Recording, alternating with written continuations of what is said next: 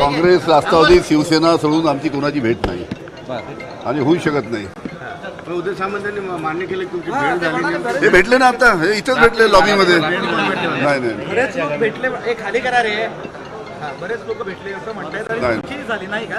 आमचे उद्धवजी ठाकरे शिवसेनेचे भेटले, काँग्रेसचे भेटले, राष्ट्रवादीचे भेटले आणि आमची लढाई चालू आहे त्यांच्याशी जोरात.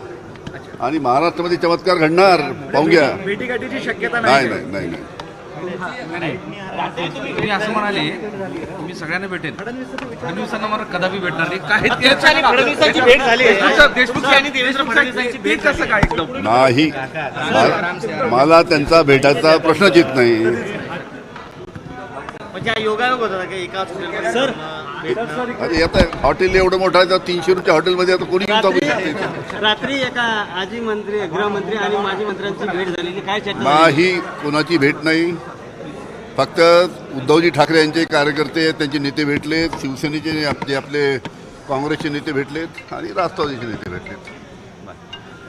थोडं एक प्रश्न असा की काल पवार साहेबांनी जे म्हणलं बाकी केलं की निवडणुकीनंतर 2024 निवडणुकीनंतर काही प्रादेशिक पक्ष हे काँग्रेसमध्ये विलीन होत आहेत, त्यानंतर बऱ्याच चर्चा सुरू झाल्या. असं आहे, पवार साहेबांनी व्यापक दृष्टिकोनातून स्टेटमेंट केलं की भारतामध्ये जे छोटे मोठे पक्ष आहेत, आमचा पक्ष मोठा आहे, आमच्या पक्षाचा प्रश्नच येत आहे, पण भारतामध्ये जे छोटे मोठे प्रश्न आहेत ते बहुतेक विलीन होतील असं त्यांचं म्हणणं आहे. असं आहे की अनेक पक्ष, अनेक राज्यामध्ये छोटे मोठे पक्ष आहेत, त्याबद्दल ते बोललेत.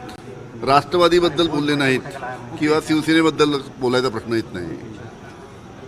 पण ते असे बोलले तर त्याचा बोलण्याचा एक प्रयास करण्यात येत आहे, त्याची अतिशय चुकीचं आहे. राष्ट्रवादीची ताकद तुम्हाला माहीत आहे. या निवडणुकीमध्ये राष्ट्रवादीचे 10 पैकी 9 खासदार निवडून येतील. अशा या परिस्थितीमध्ये तुम्ही असं स्पष्टपणे म्हणताय का की राष्ट्रवादी काँग्रेस, शरद पवार गट यांचं काँग्रेसमध्ये कधीच विलिनीकरण होणार नाही? विलिनीकरणाची शक्यता बिलकुल नाही आहे. पवार साहेबांनी ती मी सांगितलं की त्यांनी जे भारतामध्ये अनेक राज्यामध्ये जे छोटे मोठे गट आहेत ते गट बहुतेक सामील होतील असं त्यांचं वक्तव्य होतं. राष्ट्रवादीबद्दल बोलायचं असतं तर स्पष्ट बोलले असते ते. आणि ज्या पद्धतीनं राष्ट्रवादी काँग्रेसची ताकद वाढते आहे महाराष्ट्रामध्ये, अशा या परिस्थितीमध्ये आमचं अस्तित्व स्वतंत्र राहणार आहे हे दिसतच आहे. विरोधक असं म्हणताय की तुमचं अस्तित्व म्हणजे शिवसेनेतल्या उद्धव ठाकरे गटाचं, शरद पवार यांचं राष्ट्रवादीचं अस्तित्व आता राहिलेलं नाही आणि पर्यायच नाही, त्यांना हातच कुणाचा नाही म्हणून त्या हाताचा आधार घ्यावा लागतो. लोकसभेची निवडणूक 4 जूनला त्याची निकाल येणार आहे. महाराष्ट्रामध्ये चमत्कार घडणार आहे. लिहून घ्या माझी आजची तारीख, आजची वेळ. महाराष्ट्रामध्ये चमत्कार घडणार आहे. भारतीय जनता पार्टीचा धुव्वा उडणार आहे. अजित पवार गट, एकनाथ शिंदे गट, या तिन्ही गटाचा धुव्वा उडणार आहे. आजची तारीख लिहून ठेवा, वेळ लिहून ठेवा आणि 5 तारखेला मला फोन करा. एबीपी माझा, उघडा डोळे बघा नीट.